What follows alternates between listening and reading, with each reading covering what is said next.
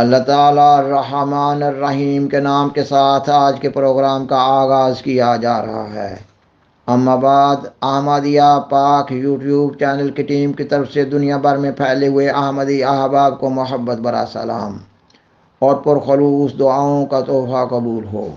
سامعین و ناظرین کرام، اس چینل کے پروگرامز بنیادی طور پر احمدی احباب بالخصوص نوجوان نسل کی تعلیم و تربیت کے لیے پیش کیے جا رہے ہیں۔ پروگرام کو آگے بڑھانے سے قبل درخواست ہے کہ اگر آپ کو یہ پروگرام پسند آئے تو برائے مہربانی اسے اپنے احمدی احباب سے شیئر کریں، لائک کریں اور از راہ کرم اس چینل کو سبسکرائب کریں۔ شکریہ۔ سامعین و ناظرین کرام، قریباً 4 دہائیوں سے وطن عزیز پاکستان دہشت گردی کا شکار ہے۔ اس پروگرام میں پاکستان میں دہشت گردی کے اسباب اور اس کے کامیاب حل پر بات کی جا رہی ہے۔ خاکسار نے بیان کیا کہ پاکستان قریباً 4 دہائیوں سے دہشت گردی کا شکار ہے۔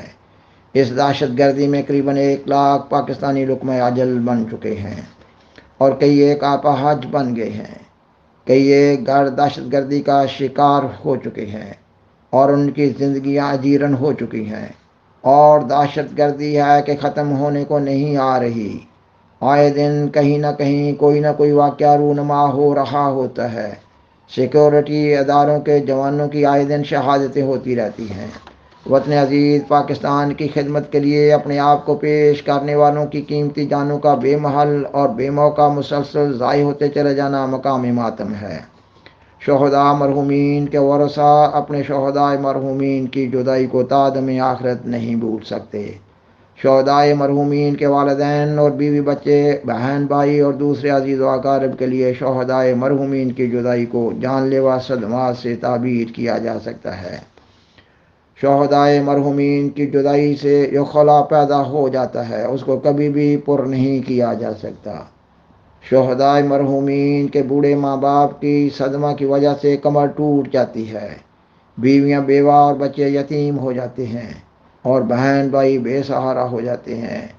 ان حقائق کے پیش نظر خاکسار انسانی جان کے تحفظ میں قرآن مجید میں بیان فرمودہ تعلیم کی روشنی میں بیان کرتا ہے کہ اللہ تعالیٰ نے جس جان کو بھی پیدا کیا ہے اس کو تحفظ دیا ہے۔ اللہ تعالیٰ نے انسانی زندگی کی حرمت کو قائم کیا ہے۔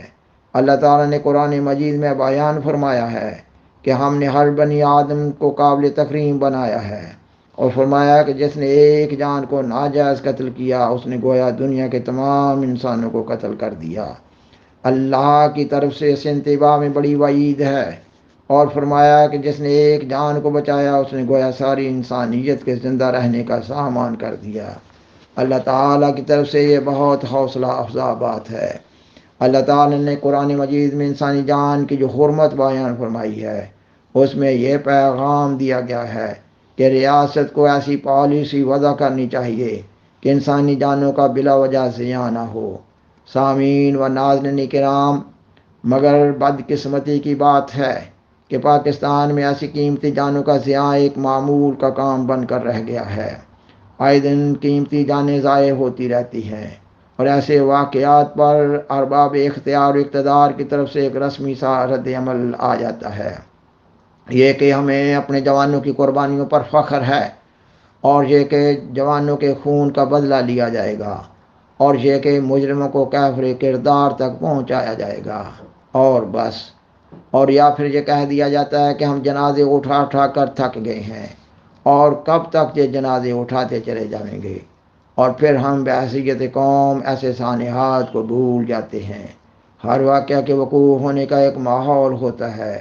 ہم بحیثیت قوم نسل بہ نسل ایسے ماحول میں چلتے آ رہے ہیں کہ معلوم ہو رہا ہے کہ ارباب اختیار و اقتدار ایسے واقعات کو انتہائی سرسری سے معمول کے واقعات سمجھ رہے ہوتے ہیں، کیونکہ یہ ان کا مسئلہ ہی نہیں ہے۔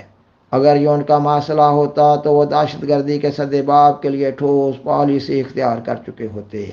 ارباب اختیار و اقتدار کو بھاری بھاری تنخواہوں کے ساتھ ساتھ پرتعیش زندگی گزارنے کے لیے حکومتی وسائل سے مراعات حاصل ہیں۔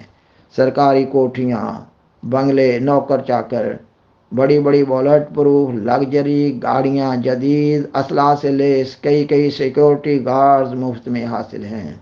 پاکستان کے مفاد پرست اور کرپٹ سیاستدان جان لیوا اور مہلک جراثیم کی طرح نسل با نسل پاکستان کے غریب، بے بس اور مخلوق الحال عوام الناس کا خون چوستے چلے آ رہے ہیں۔ ان کی حالت خونخوار وحشی درندوں یا مردار خار گرد کی سی ہے جو تعفن زدہ اور گلی سڑی لاشوں کو کھانے کے لیے اپنے ساتھی درندوں اور پرندوں سے لڑ رہے ہوتے ہیں۔ اس گندی کیفیت کو پاکستان کی ایک مشہور و معروف سیاستدان محترمہ محسن جگنو اہلیہ نجم سیٹھی صاحب کے اس بیان سے سمجھا جا سکتا ہے، جس کو پاکستان کے کئی ایک یوٹیوب چینلز پر نشر کیا گیا۔ یہ کہ انہوں نے بیان کیا کہ شہباز شریف حکومت نے IMF سے جو بہت محنت سماجت کر کے فنڈز حاصل کیے تھے، شہباز شریف نے ان فنڈز میں سے اپنی حکومت کے ختم ہونے کے ساتھ اپنے پسندیدہ MNAs کو 1 ارب روپیہ دیا تاکہ وہ آئندہ الیکشن کے لیے مسلم لیگ نون سے جڑے رہیں، اور شہباز حکومت گئے آج 2 ماہ ہو چکے ہیں، مگر سابقہ حکومت کے MNAs اور دیگر آفیسر نے نہ سرکاری رہائشوں کو چھوڑا ہے، نہ سرکاری گاڑیاں واپس کی ہیں، اور نہ دیگر مراعات سے فائدہ اٹھانا ترک کیا ہے۔ خاکسار نے کرپشن کی یہ 2 ہلکی مثالیں پیش کی ہیں۔ ان حقائق کی روشنی میں کہا جا سکتا ہے کہ پاکستان کے یہ ایک طبقاتی تقسیم کا شکار ہو چکا ہے۔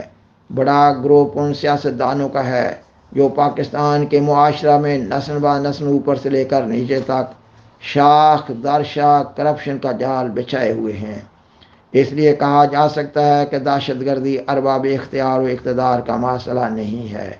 سامعین و ناظرین کرام، خاکسار نے بیان کیا کہ قریباً 40 سال سے پاکستان دہشت گردی کا شکار ہو چکا ہے۔ یہ 1-2 دن یا 1-2 ماہ یا 1-2 سال کا مسئلہ نہیں ہے۔ دہشت گردی کا شکار ہونے والے ایک فرد کئی ایک گھروں سے شاخ در شاخ کئی قسم کے رشتے قائم ہوتے ہیں۔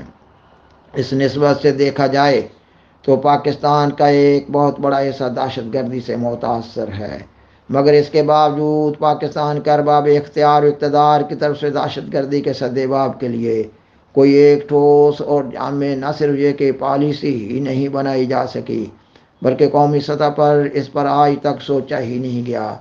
پاکستان کے ارباب اختیار و اقتدار کو دہشت گردی کے سدباب کے لیے قومی سطح پر ایک ٹھوس اور جامع پالیسی بنانی چاہیے۔ اس کے لیے قومی سطح پر تمام مکتبہ فکر کو دعوت غور و فکر دینی چاہیے۔ قومی کانفرنس برائے استرداد دہشت گردی کا انعقاد ہونا چاہیے، جس میں مختلف مکتبہ فکر کے اہل دانش و اہل راہ افراد کو مثلاً افواج پاکستان کے نمائندگان، عدلیہ کے نمائندگان، سیاستدان اور بیوروکریٹس، ہر مذہب اور مسلک کے علماء، مشہور کاروباری حضرات، ممتاز صنعت کار، نواب اور جاگیردار، انتہائی اچھی شہرت کے اعلیٰ درجہ کے آفیسر، حاضر سروس و ریٹائرڈ وغیرہ کو اس قومی مسئلہ پر اظہار خیال کا موقع دینا چاہیے۔ دہشت گردی کا مسئلہ یہ کوئی معمولی مسئلہ نہیں ہے۔ پاکستان کے عوام نسل با نسل دکھوں کا شکار ہوتے چلے آ رہے ہیں۔ پاکستان کی سلامتی کو خطرات درپیش ہیں۔ کبھی ایٹمی اثاثہ جات کی حفاظت کا سوال کھڑا ہو جاتا ہے۔ آفیسرز کی سیکیورٹی پر قومی سرمایہ ضائع ہو رہا ہے۔ اقوام عالم اسلام اور اسلامی جمہوریہ پاکستان کا نام بدنام ہو رہا ہے۔ ان سارے خطرات کے تناظر میں پاکستان میں دہشت گردی کے اسباب کو دیکھنے اور اس کا حل تلاش کرنے کی ضرورت ہے۔ اگر پاکستان کے ارباب اختیار و اقتدار قومی سطح پر سنجیدگی سے اس مسئلہ پر غور کرتے تو اللہ تعالیٰ ضرور پاکستانی قوم کی رہنمائی فرما رہا ہوتا۔ سامعین و ناظرین کرام، یہ مضمون ابھی جاری ہے۔ آئندہ کے پروگرام میں خاکسار پاکستان میں دہشت گردی کے اسباب اور اس کا حل پیش کرنے کی کوشش کر رہا ہوگا۔ شکریہ۔